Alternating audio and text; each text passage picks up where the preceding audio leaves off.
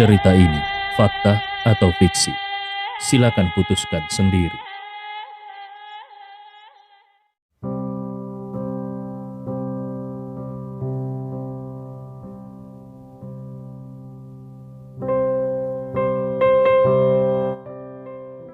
Najwa dan Yura merasa gugup dan tidak tahu apakah mereka seharusnya masuk atau tidak. Mereka berdua sangat menyadari betapa mahalnya gaun pengantin dari merek ini, dan tentu saja itu bukan sesuatu yang bisa dijangkau oleh orang biasa. Di toko-toko gaun pengantin biasa, bahkan gaun pengantin yang sedikit lebih mewah bisa disewa dengan harga jutaan per hari. Namun, gaun pengantin yang dirancang oleh Vero Wang, kalau disewa untuk satu hari harganya setidaknya 7 digit. Kalau ingin membeli, harganya bisa mencapai ratusan juta.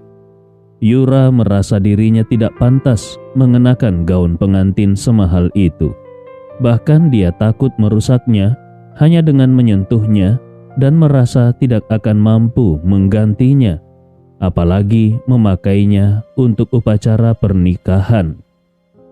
Najwa juga tidak ingin Andi berhutang budi terlalu besar kepada orang lain demi dirinya. Melihat keduanya masih terpaku, Andi tersenyum dan berkata, "Apa yang kalian tunggu? Ayo cepat masuk, kita tidak punya banyak waktu." Najwa tersadar kalau waktunya memang sudah mepet. Kalau mereka terus menunda, kemungkinan besar mereka akan terlambat ke acara. Jadi, mereka tidak punya pilihan lain saat ini. Kalau Yura tidak memilih gaun pengantin dari toko milik Fania, maka dia hanya bisa memakai gaun pengantin lusuh yang dikenakannya saat ini untuk pernikahan. Dalam perjalanan tadi, Najwa sudah menanyakan asal-usul gaun tersebut, dan Yura mengatakan bahwa dia menyewanya dari sebuah toko gaun pengantin kecil di pinggiran kota hanya seharga 300.000 per hari. Yura sudah diremehkan oleh keluarga mertuanya.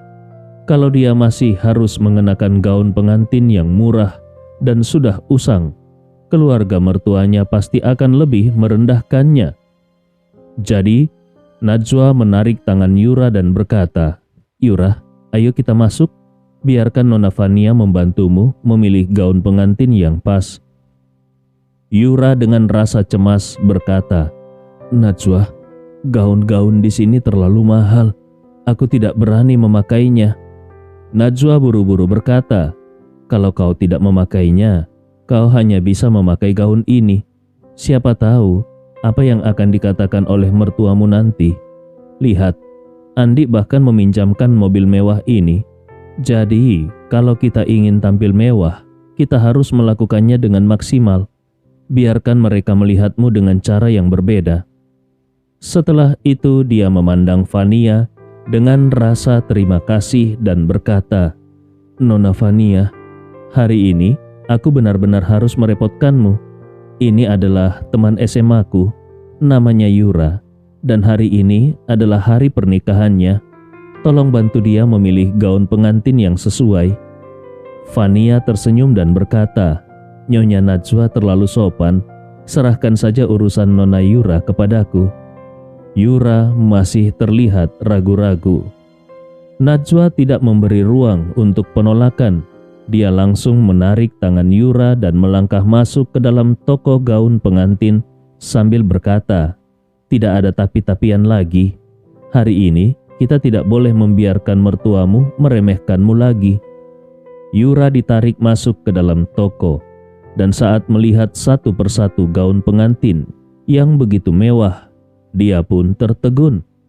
Tak ada wanita yang tidak menyukai gaun pengantin.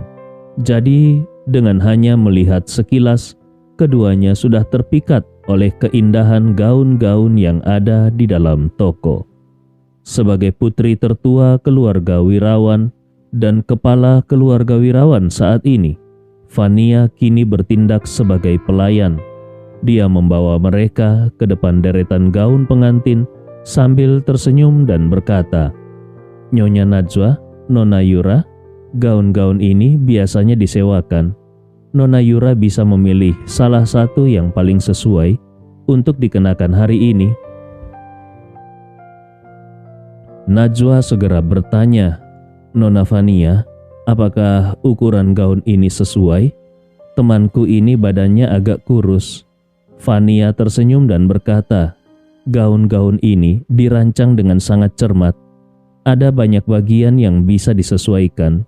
Jadi, kebanyakan orang bisa memakainya dengan tampilan yang seolah-olah gaun tersebut dibuat khusus untuk mereka. Jadi jangan khawatir. Setelah itu Fania menatap Yura dan tersenyum. Nona Yura, kalau kau sudah memilih satu, beritahu kepadaku, dan aku akan meminta asisten gaun pengantin untuk membantumu mencoba gaunnya. Yura merasa bingung karena semua ini benar-benar berada di luar imajinasinya. Jadi, dia menaruh harapannya pada Najwa yang berada di sampingnya. Najwa membantu Yura memilih gaun pengantin strapless yang sangat indah, lalu berkata, menurutku, yang ini sangat cocok untukmu. Terlihat anggun dan elegan, serta bisa menonjolkan kakimu yang jenjang, sehingga memperlihatkan aura yang sangat berkelas. Yura ragu sejenak, namun akhirnya berkata, aku akan mempercayakan pilihan ini padamu. Aku benar-benar tidak tahu harus memilih yang mana. Fania tersenyum dan berkata, mata Nyonya Najwa memang sangat tajam. Gaun pengantin ini adalah salah satu yang paling sering dipilih di sini. Dan menurutku, gaun ini sangat cocok dengan porsi tubuh dan kepribadian Nona Yura. Kemudian, Fania memanggil dua asisten gaun pengantin yang sangat profesional. Mereka segera mengambil gaun pengantin itu dan dengan hormat membawa Yura ke ruang ganti. Beberapa menit kemudian, Yura keluar dari ruang ganti dengan mengenakan gaun pengantin strapless putih yang elegan, tetapi dia tampak sedikit tidak nyaman. Najwa yang melihatnya langsung terkesima dan berseru, Yura, kau benar-benar terlihat sangat cantik dengan gaun pengantin ini. Yura dengan sedikit malu berkata, gaun pengantin ini terlalu indah dan terlalu mahal. Aku terus merasa cemas dan takut kalau aku merusaknya. Fania tersenyum dan berkata, Nona Yura, kau tidak perlu merasa terbebani. Karena kau adalah teman Nyonya Najwa, maka kalaupun gaun ini rusak, kau sama sekali tidak perlu khawatir. Toko kami tidak akan membebankan biaya apapun kepadamu. Yura yang masih merasa canggung berkata, ini benar-benar membuatku merasa tidak enak. Fania tetap tersenyum dan menambahkan, Nona Yura, tidak ada yang perlu kau khawatirkan. Semua gaun pengantin di toko kami telah diasuransikan dengan baik. Kalau terjadi masalah, kami akan mengurusnya dengan perusahaan asuransi. Kau hanya perlu memakainya dengan nyaman dan tenang. Mendengar bahwa gaun ini telah diasuransikan, Yura akhirnya merasa lega. Andi Rewa yang menyadari kalau waktu hampir habis, segera berkata kepada Najwa dan Yura, karena gaun pengantin ini sudah pas, langsung dipakai saja dan kita berangkat sekarang. Kalau tidak, kita akan benar-benar terlambat. Najwa mengangguk setuju. Baik, ayo kita segera pergi ke hotelnya. Kemudian, dia memandang Fania dengan wajah penuh rasa terima kasih dan berkata, Nona Fania, hari ini kami benar-benar berterima kasih atas bantuanmu. Fania tersenyum lembut dan menjawab, Nyonya Najwa, kau terlalu sopan. Ini semua adalah hal yang seharusnya aku, Fania Wirawan, lakukan. Saat mendengar Fania menyebutkan namanya sendiri, Yura terkejut dan hampir tidak bisa berkata-kata. Dia merasa seperti terkena sambaran petir. Fania Wirawan? Bukankah dia adalah putri tertua dari keluarga Wirawan yang terkenal itu? Astaga, keluarga Wirawan adalah keluarga terbesar di seluruh kota Makassar, dan putri tertua dari keluarga wirawan ini bersikap begitu sopan kepada Najwa dan suaminya. Bagaimana bisa teman SMA-nya ini tiba-tiba menjadi begitu luar biasa? Pada saat ini Andi juga berbicara. "Nona Fania, terima kasih atas bantuanmu. Kami akan segera pergi." Fania dengan mata yang bersinar menatap Andi sambil tersenyum. "Tuan Andi tidak perlu bersikap terlalu formal." Sambil berbicara, dia teringat saat dirinya mencium Andi. Wajahnya pun sedikit memerah karena malu. Melihat pemandangan ini, hati Najwa seketika merasa was-was. Kenapa Fania tampak malu di depan suaminya? Perasaan malu seperti ini jelas bukan yang biasanya terjadi antara teman biasa. Pada saat ini hati Najwa sedikit merasa cemburu. Dia menduga kalau Fania mungkin menyukai suaminya, Andi. Kalau tidak, Fania tidak mungkin memandang suaminya dengan tatapan seperti itu. Ini membuat Najwa tiba-tiba menyadari bahwa dia dan suaminya mungkin belum cukup dekat. Justru karena itu, ada jarak tertentu di antara mereka, dan jarak ini sangat mudah dimanfaatkan oleh pihak ketiga. Kalau seandainya perasaan antara dua orang sangat dekat, sangat intim, dan hati mereka bersatu, maka tidak akan ada celah yang bisa dimanfaatkan oleh pihak ketiga. Memikirkan hal ini, tiba-tiba muncul perasaan mendesak yang belum pernah dia rasakan sebelumnya di dalam hatinya. Pada saat ini, Andi melihat Najwa masih melamun. Lalu dengan cepat dia berkata, "Sayang, kita harus cepat pergi. Kalau tidak, kita akan terlambat."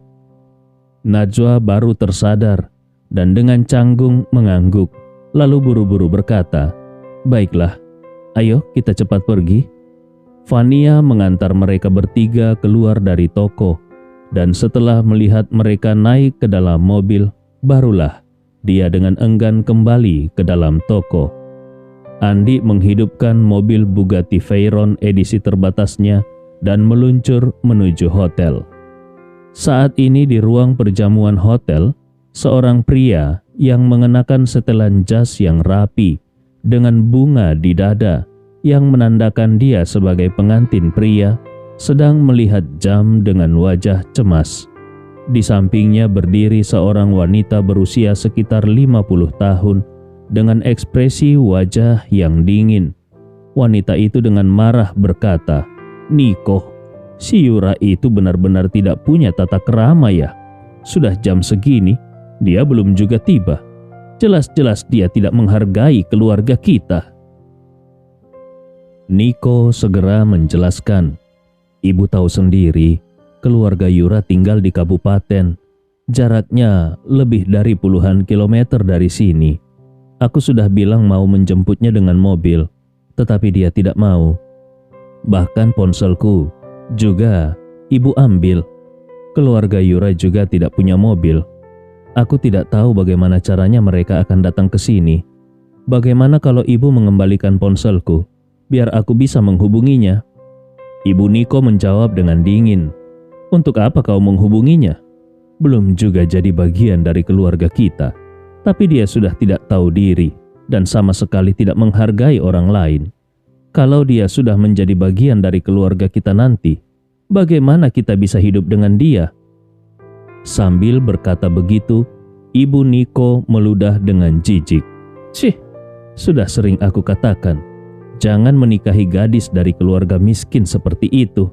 Tapi kau tidak mendengarkan. Tidak punya uang itu berarti tidak punya tata krama. Kau menikahi orang yang tidak punya tata krama seperti ini. Apakah kau ingin membuatku marah?" Ekspresi Niko menjadi agak tidak enak, tapi dia tidak berani menentang ibunya secara langsung. Lagi pula, kekuasaan ibunya di rumah sangat besar. Bahkan ayahnya pun tidak bisa melawan ibunya. Saat ini, Ibu Niko berkata lagi, "Dengar ya Niko, Semua kerabat kita sudah datang hari ini. Mereka semua menunggu untuk melihat istri miskin yang kau pilih sendiri. Kalau si Yura itu belum juga datang sampai jam 9.20, maka ibu mertuanya ini pasti akan menjadi bahan tertawaan semua kerabat. Kalau sampai dia tidak datang, ibu pikir kau tidak usah menikah dengannya. Suruh saja dia menggugurkan anaknya, atau aku akan memberinya 3 juta, supaya dia mau melahirkan anaknya untuk keluarga kita. Niko dengan wajah sangat muram berkata, "Bu, sebentar lagi Yura akan menikah denganku. Kenapa ibu masih saja ingin mempersulitnya?" Ibu Niko dengan sinis berkata, "Ibu beritahu kepadamu, kalau dia berani menikah, masuk ke dalam keluarga ini, aku akan selalu mempersulitnya seumur hidup. Hari-hari pahitnya masih panjang." Di sampingnya, ayah Niko juga berkata, "Niko, dalam hal ini, kau memang harus mendengarkan ayah dan ibu. Sekarang ini, pernikahan harus memperhatikan kecocokan status sosial. Keluarga kita mungkin bukan keluarga yang sangat kaya, tetapi setidaknya kita juga memiliki kekayaan. Di antara semua kerabat kita, keluarga kita yang paling berhasil. Kalau kau mau mendengarkan kami dan mencari seorang gadis kaya yang setara atau bahkan lebih kaya daripada keluarga kita, maka kekuatan keluarga kita akan semakin unggul di antara keluarga besar kita yang lainnya." Berbicara sampai di situ, ayahnya menghela nafas penuh penyesalan.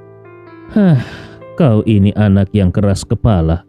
Kenapa harus memilih wanita dari keluarga miskin seperti itu? Nanti kita akan jadi bahan tertawaan para kerabat dan teman." Niko merasakan kesedihan yang mendalam di dalam hatinya.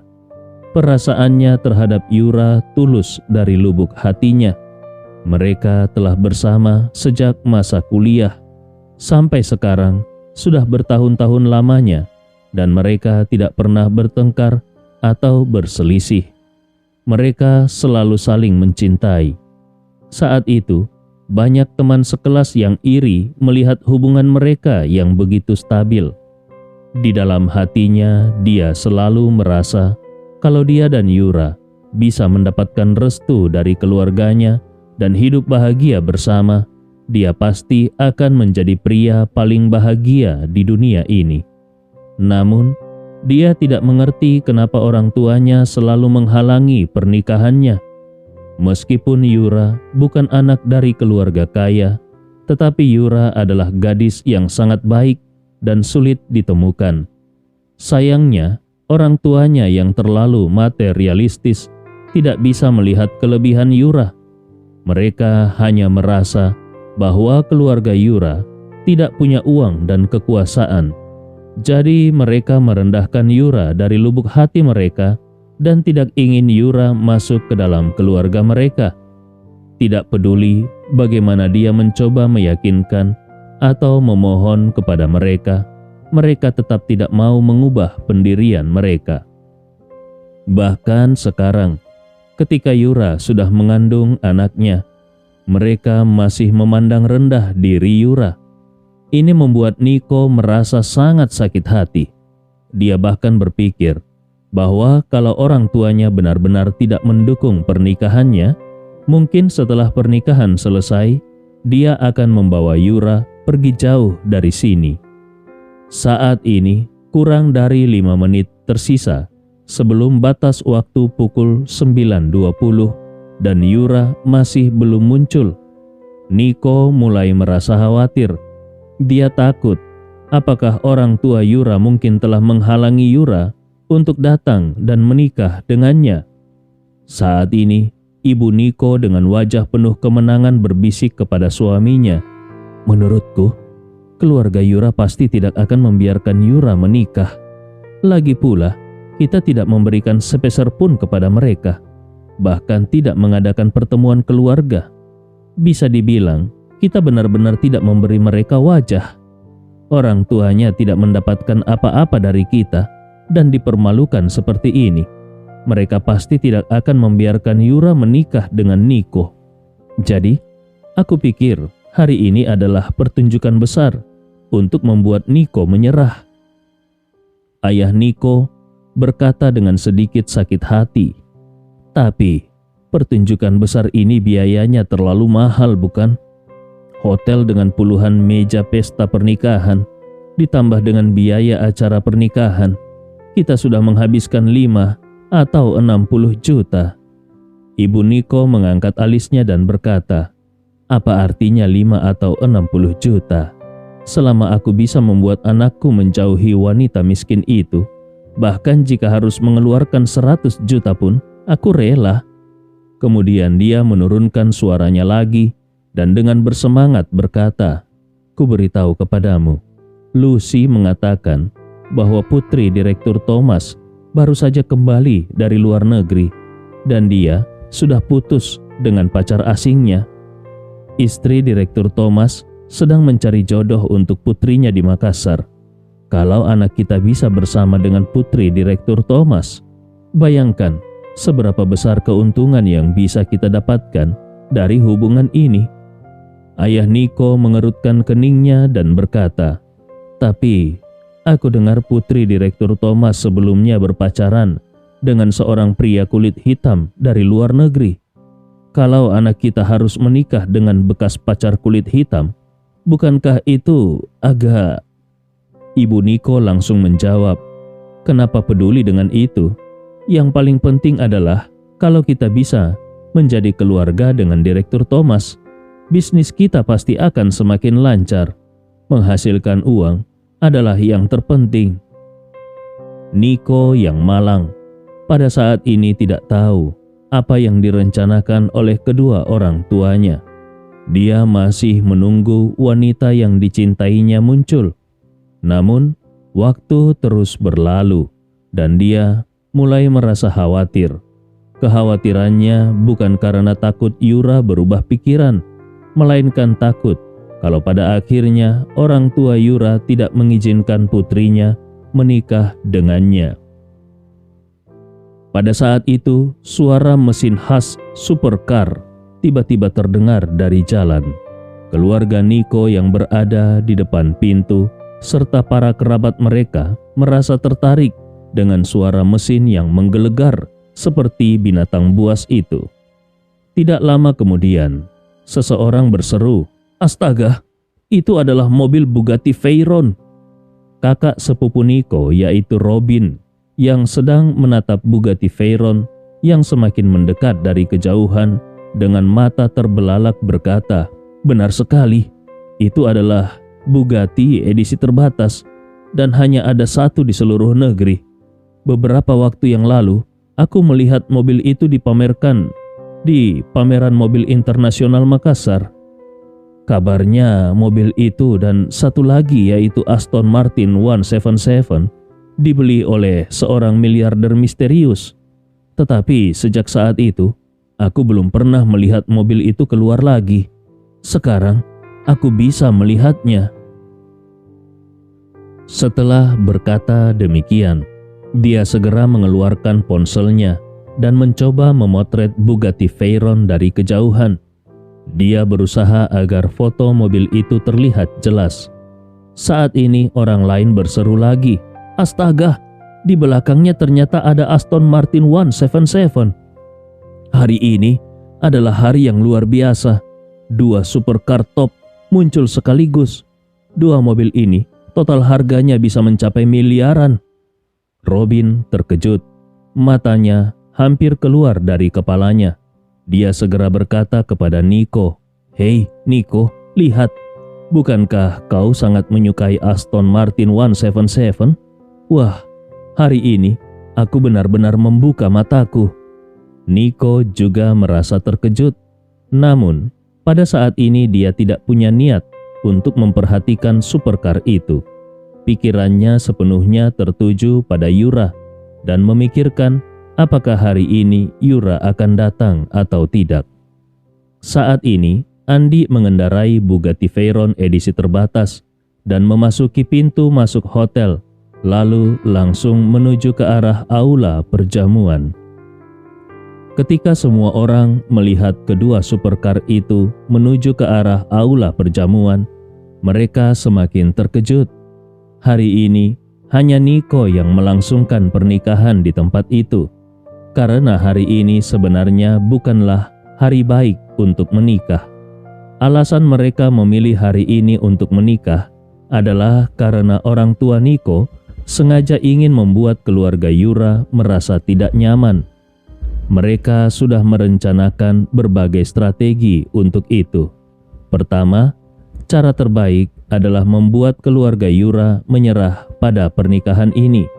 Kedua, kalau keluarga Yura tidak menyerah, maka mereka akan memastikan pernikahan ini tidak akan terwujud. Mereka bahkan sudah merencanakan bahwa kalau Yura muncul hari ini, mereka akan secara terbuka menghina dan mengolok-oloknya di depan semua orang. Apapun yang terjadi, mereka harus memaksanya untuk membatalkan pernikahan dengan putra mereka. Kalau itu masih tidak berhasil, mereka punya langkah terakhir yang lebih ekstrim. Langkah ekstrim itu sangat sederhana, yaitu menangis, membuat keributan, dan mengancam bunuh diri. Kalau anaknya tetap bersikeras menikah dengan Yura, mereka akan langsung mengancam untuk bunuh diri dan membuat kekacauan besar di pernikahan ini, sehingga pernikahan pasti tidak akan terlaksana. Melihat kedua supercar ini semakin mendekat, ayah Niko berkata dengan wajah terkejut, "Robin, kau bilang tadi kedua mobil itu totalnya miliaran." Robin menggelengkan kepala. "Paman, bukan aku yang bilang, tapi Ferry yang bilang. Tapi harga dua mobil ini memang totalnya bernilai miliaran. Dan yang lebih luar biasa lagi adalah kedua mobil ini dimiliki oleh satu orang." Ayah Niko tidak bisa menahan diri untuk tidak berseru, "Astaga, ini benar-benar membuat orang iri. Aku sudah lama ragu untuk membeli BMW seri 7 yang standar karena harganya terlalu mahal.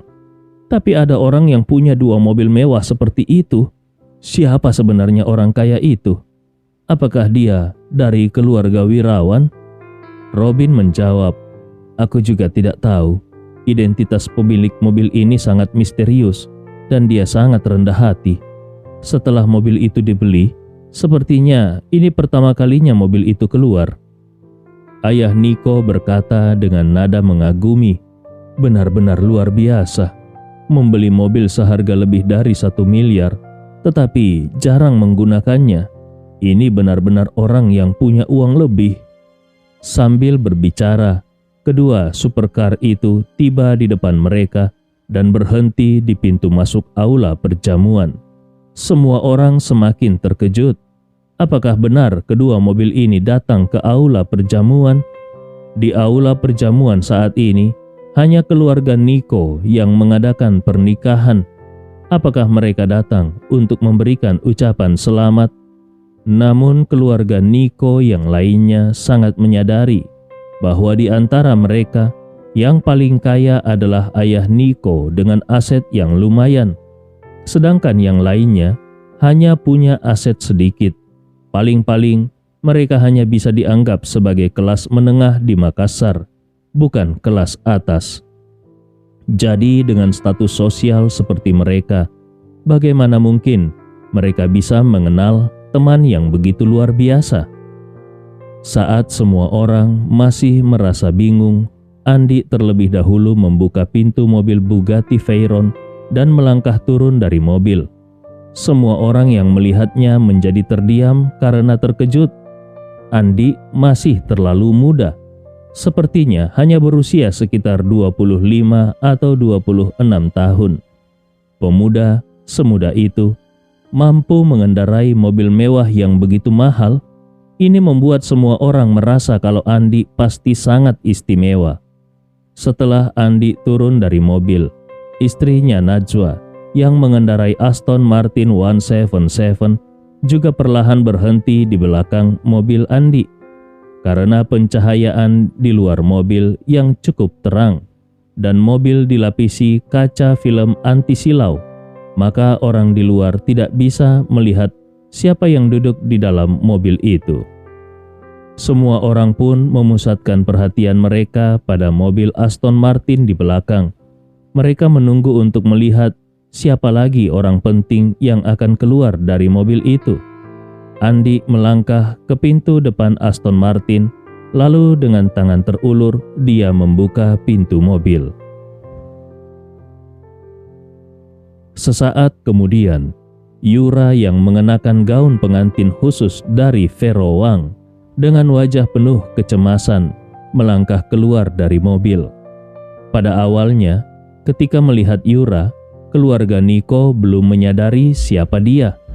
Pikiran pertama mereka adalah, siapakah pengantin wanita ini?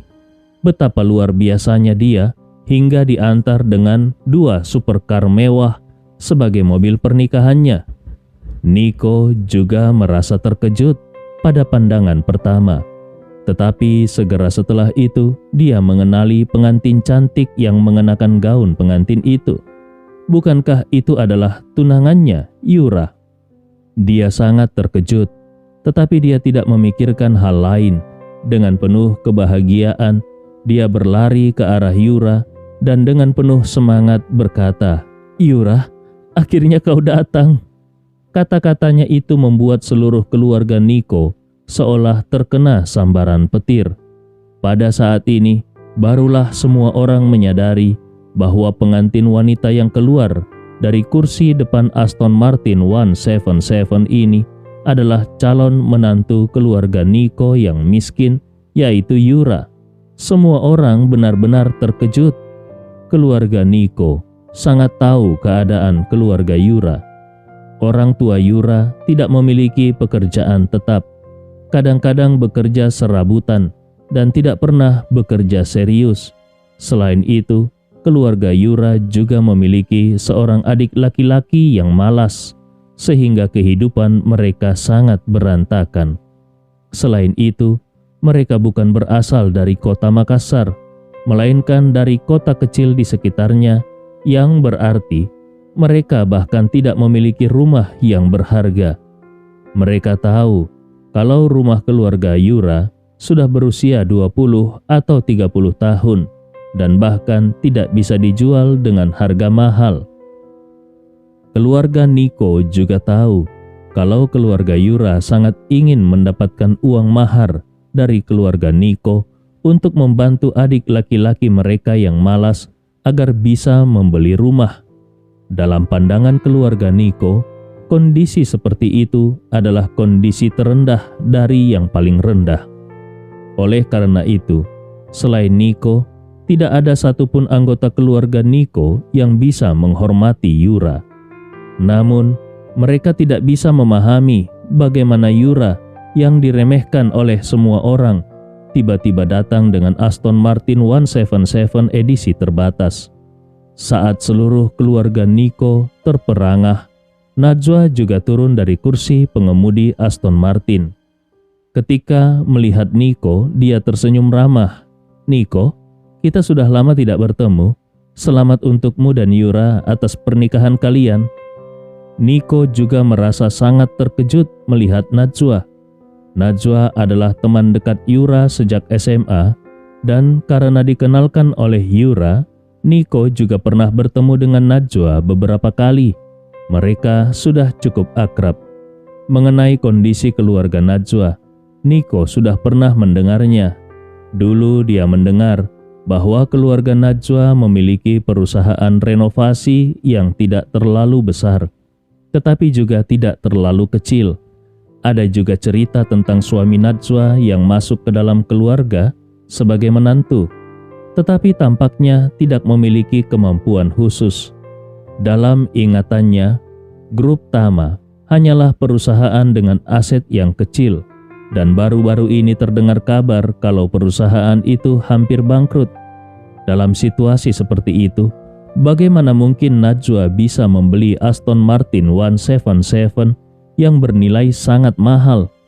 Meskipun merasa sangat bingung, Nico tetap menunjukkan senyuman sopan dan berkata kepada Najwa, "Halo Najwa, sudah lama kita tidak bertemu. Tidak kusangka sekarang kau bisa mengendarai Aston Martin." Najwa merasa sedikit malu dan ingin menjelaskan bahwa mobil itu dipinjam oleh suaminya. Tetapi saat ini Andi sudah menyela. Sebenarnya kedua mobil ini sudah dibeli sejak lama. Saat pameran mobil internasional di Makassar berlangsung, mobil-mobil ini sudah dibeli. Tetapi Najwa selalu rendah hati, jadi kedua mobil ini jarang dikeluarkan. Mendengar hal ini, semua orang terkejut. Ternyata inilah sang pengusaha misterius yang terkenal saat pameran mobil. Pada waktu itu, berita tentang dua mobil mewah yang dibeli oleh satu orang membuat heboh seluruh Makassar. Selain berita itu, ada juga cerita menarik lainnya tentang putra sulung dari keluarga besar di Makassar yang ingin menyentuh kedua mobil ini, tetapi tidak berhasil. Bahkan, dia dipukuli oleh satpam perusahaan keamanan, dan itu membuatnya merasa sangat malu. Saat itu banyak orang mengatakan bahwa pengusaha misterius ini pasti memiliki latar belakang yang luar biasa, karena bahkan keluarga pengusaha kaya pun tidak diberi muka olehnya. Hari ini semua orang akhirnya bisa melihat wajah asli dari pengusaha misterius tersebut, dan ternyata pengusaha misterius tersebut datang untuk menghadiri pernikahan Niko. Niko sendiri sangat terkejut dan tidak bisa berkata-kata. Dia merasa kagum dan berkata, "Aku pernah mendengar tentang kedua mobil ini sejak lama, tetapi sejak pameran mobil, aku tidak pernah melihat mobil-mobil ini lagi. Aku tidak menyangka Tuan akan membawa mobil-mobil ini ke pernikahanku. Aku benar-benar merasa terhormat dan sangat berterima kasih." Andi Rewa tersenyum ringan dan dengan sikap angkuh berkata, "Kau tidak perlu berterima kasih padaku. Aku tidak melakukannya untukmu, tetapi untuk Yura." Mendengar hal itu, orang tua Niko serta semua kerabat keluarga Niko dan tamu undangan langsung terkejut dan tidak bisa berkata-kata. Bukankah Yura hanya seorang gadis dari keluarga miskin? Orang tuanya bukan hanya tidak mampu, tetapi juga suka bermalas-malasan. Yang lebih penting lagi, mereka selalu berharap mendapatkan sesuatu tanpa bekerja keras. Bagaimana mungkin Yura, yang lahir dalam keluarga seperti itu, bisa mengenal orang yang begitu kaya? Pada saat ini ayah Niko, yaitu Dewa, segera berpikir untuk mencoba membina hubungan baik. Dia segera berjalan menuju Andi dan dengan penuh senyum sanjungan dia berkata, "Wah, Tuan, aku adalah Dewa, ayah dari Niko. Aku benar-benar tidak menyangka Tuan akan berkenan datang ke pernikahan putraku pada hari ini. Ini sungguh membuat seluruh keluarga Niko merasa sangat terhormat. Hanya saja, bolehkah aku tahu bagaimana aku bisa memanggilmu?" Andi Rewa memandang rendah Dewa, lalu berkata dengan nada menghina, "Panggil saja aku, Tuan Andi Rewa." Melihat keangkuhan Andi, Dewa bergumam di dalam hatinya, "Mungkinkah dia adalah putra dari keluarga besar yang sangat berpengaruh?" Dengan pemikiran itu, Dewa menjadi sangat bersemangat dan berkata, "Ah, Tuan Andi, senang bertemu denganmu. Aku Dewa yang menjalankan bisnis tepung di Makassar. Kami memiliki pabrik tepung yang mungkin pernah kau dengar. Mereknya bernama Tepung Segi Empat Biru." Andi mendengus dingin dan bertanya, "Bos Dewa, hari ini kau menikahkan putramu. Kenapa tidak mengirim iring-iringan mobil untuk menjemput pengantin wanita?" Dewa dan istrinya saling berpandangan dengan ekspresi canggung. Mereka tidak tahu harus menjawab apa. Setelah beberapa saat diam, Dewa buru-buru tertawa dan berkata, "Ah, Tuan Andi, kau mungkin tidak tahu.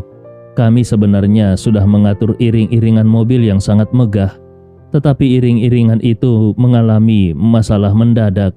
Jadi," Andi Rewa mengerutkan alisnya dan bertanya, "Mendadak ada masalah?"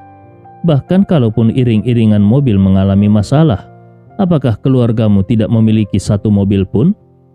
Dewa dengan wajah penuh permintaan maaf berkata, "Aku sungguh minta maaf Tuan Andi. Aku juga sangat tergesa-gesa dan tidak sempat mengurusnya. Aku benar-benar bersalah terhadap Yura." Setelah itu dia segera berjanji, "Jangan khawatir Tuan Andi. Setelah Yura resmi menjadi menantu kami pasti akan memberikan kompensasi yang baik kepadanya." Ketika Niko yang berada di samping mendengar ini, dia merasa sangat gembira di dalam hatinya. Awalnya orang tuanya menentang keras pernikahannya dengan Yura. Bahkan pagi ini mereka masih mengomel dan mengancam bahwa meskipun dia dan Yura menikah, mereka tidak akan membiarkan Yura hidup dengan baik. Namun sekarang Najwa dan suaminya datang dengan 2 mobil mewah. Sikap ayahnya langsung berubah begitu drastis. Memikirkan hal ini, dia merasa sangat berterima kasih kepada Andi dan Najwa. Namun, di saat yang sama, ibu Niko yaitu Mona menarik Dewa ke samping dan dengan nada marah berbisik, "Apa yang kau katakan barusan? Apa kau lupa apa yang kita sepakati? Jangan pernah biarkan wanita itu masuk ke rumah kita." Dewa buru-buru menjawab, "Apakah kau tidak melihat kalau Yura memiliki teman yang begitu kuat? Kalau kita memperlakukannya dengan buruk, bagaimana jika mereka marah dan membalas dendam?" Mona dengan marah menjawab, "Balas dendam apa? Aku tidak peduli seberapa besar latar belakang anak bernama Andi itu. Tapi, aku tahu satu hal. Anak bernama Andi itu tidak mungkin memberi kita uang sepeser pun. Kalau anak kita benar-benar menikahi Yura, dia juga tidak mungkin membantu kita. Jadi kenapa kita harus memberinya wajah? Apakah hanya karena Yura mengenalnya, maka kita harus rela membiarkan Yura menjadi menantu kita?" Dewa dengan enggan bertanya, "Lalu, apa yang kau inginkan? Sekarang mereka sudah datang. Apakah kita tetap melanjutkan pernikahan ini?" Mona menjawab dengan marah, "Tentu saja tidak. Keluarga si Yura itu benar-benar tidak punya harga diri. Kita sudah begitu merendahkan mereka, tetapi mereka masih membiarkan Yura datang menikah. Betul-betul tidak tahu malu." Sambil berbicara, dia buru-buru menambahkan, "Nanti kau jangan banyak bicara. Lihat saja aku. Aku akan memastikan Yura tidak akan masuk ke rumah keluarga Niko hari ini." Cerita ini fakta atau fiksi? Silakan putuskan sendiri.